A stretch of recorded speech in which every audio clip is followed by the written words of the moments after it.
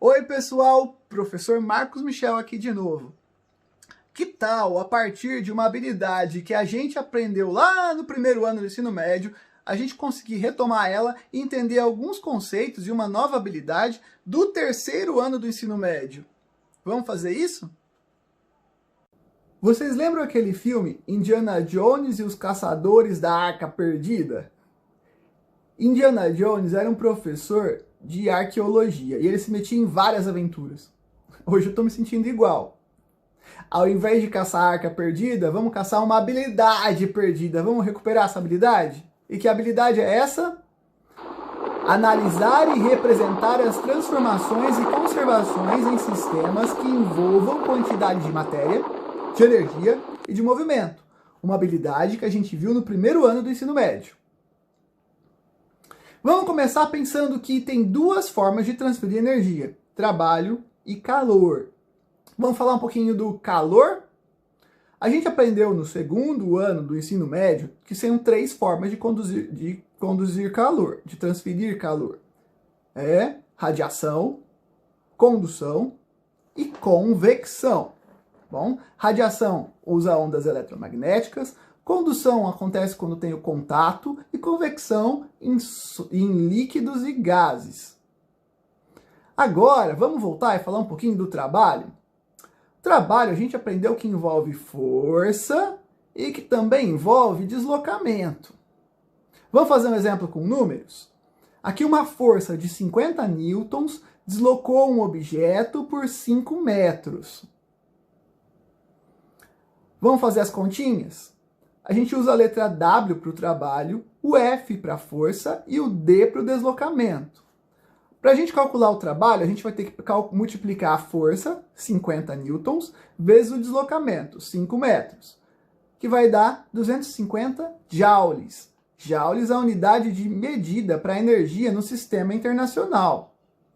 E já que a gente falou de unidades de medida, não custa perguntar: se você pudesse medir a quantidade de energia do seu personagem de anime favorito, no caso aqui eu pus o Goku, porque como todo mundo sabe, presta atenção que isso é muito importante, Dragon Ball é melhor que Naruto. Tô zoando, mas é verdade. Então, se a gente pudesse medir a quantidade de energia de um personagem de anime, que unidade você ia usar para medir? Bom, a unidade de medida de energia no sistema internacional é joules, mas em alguns casos você pode medir energia em calorias ou quilocalorias. Pode ver que no rótulo dos alimentos a energia é medida em quilocalorias. E também há situações que você pode medir em quilowatts-hora ou watts-hora. O trabalho também pode ser calculado de uma outra forma, como a variação de energia. E a gente viu no primeiro ano do ensino médio, na mecânica, a energia cinética e a energia potencial. A energia cinética está associada ao movimento. Quando está se movimentando, tem energia cinética. A energia potencial gravitacional associada à altura, tá? A energia potencial é aquela que você tem capacidade para transformar em energia cinética, por exemplo. No caso, a energia potencial gravitacional está associada com a posição da altura. E também tinha energia potencial elástica, tá? E aqui eu pus como exemplo o arco e flecha. Vocês lembram que vocês aprenderam forma de energia lá no primeiro ano do ensino médio, associadas com a mecânica? Então vocês lembram também que a energia se transforma. Isso é demais, não é? Vamos dar um exemplo. Uma hidrelétrica. A energia potencial gravitacional da água se transforma em energia cinética, que vai girar as turbinas do gerador, que vai transformar a energia cinética da água em energia elétrica, que vai para o transformador, que vai nas linhas de transmissão para a sua casa. Tá? Recapitulando, a energia potencial da água vai virar energia cinética, vai girar as turbinas do gerador e vai produzir energia elétrica. Tá, mas e energia elétrica que você está falando? Bom, vai ficar fácil explicar se você pensar em potencial, energia potencial e cinética da mecânica, fazendo uma analogia. Por exemplo, esse homem aqui, ele tá fazendo tem uma diferença de potencial e ele vai jogando as bolinhas no cano, fazendo as bolinhas entrarem em movimento. Tá vendo? Tem uma diferença de potencial, é mais alta. Ele vai jogando e as bolinhas vão entrando em movimento. A pilha faz a mesma coisa. A pilha cria uma diferença de potencial, né? Não é o potencial gravitacional, é um outro potencial. A pilha cria uma diferença de potencial e coloca as cargas elétricas em movimento dentro do fio condutor, tá? Essa diferença de potencial a gente também chama de tensão, DDP, voltagem, é tudo o mesmo nome. A pilha cria essa diferença de potencial. E essa tensão, essa voltagem, a gente usa uma unidade de medida que é o volts, tá? A gente usa volts para medir a tensão que a pilha produz, tá bom? Tudo certo? A energia de potencial, a diferença de potencial é medida em volts. A voltagem faz as cargas elétricas se movimentarem. A voltagem, a tensão, movimenta as cargas elétricas. E a quantidade de cargas que passa num determinado tempo é a corrente elétrica. A corrente a gente mede em ampere.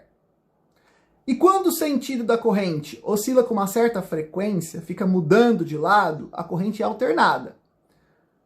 Se o sentido da corrente é um só, eu tenho uma corrente contínua. Mas se essa corrente fica oscilando, fica mudando o sentido, eu tenho uma corrente alternada. E a frequência que ela está oscilando, a gente mede em hertz. Muito conteúdo? Não, não é. É pouquinho. Lembra, vocês aprenderam energia potencial gravitacional e energia cinética no primeiro ano, não aprenderam? Agora eu estou falando para vocês que nas cargas elétricas também é possível ter uma diferença de potencial, que a gente chama de tensão, voltagem. Essa diferença de potencial coloca as cargas elétricas em movimento. A quantidade de cargas se passando em um determinado tempo é a corrente elétrica, que a gente mede em ampere. E se a corrente está movendo num sentido só, a corrente é contínua, sempre num sentido. Se ela fica oscilando, é uma corrente alternada, e a gente mede isso em hertz. A corrente elétrica que sai da tomada da nossa casa, ela é alternada. E a tensão dela é quanto? Normalmente 110 volts, mas tem algumas casas que tem 220 também. Agora, com isso que a gente aprendeu, a gente consegue interpretar o rótulo de alguns eletrodomésticos. Por exemplo, você quando vê lá 220 volts, você sabe que é a tensão. 110 volts ou 120 volts, tensão. 60 Hz, você sabe que é a frequência que está oscilando, tá bom? E lá, 1.7 ampere. Amperagem é a corrente, a unidade medida para corrente. A gente está vendo a quantidade de carga que passa em determinado tempo. A gente usa bastante amperagem no carregador de celular, por exemplo. Então vocês viram o que eu fiz hoje? Resgatei uma habilidade perdida para conseguir aprender uma nova. Isso não é demais? Que habilidade nova que a gente começou a aprender hoje? Só começou, porque ainda tem muita coisa para falar dela. A gente começou a caracterizar os aparelhos elétricos a partir das especificações dos fabricantes sobre as suas características. Voltagem, potência, frequência. No caso, potência, eu ainda não comecei a explicar nessa aula. A gente vai ver mais para frente. Eu estou introduzindo esse assunto a partir de uma habilidade antiga.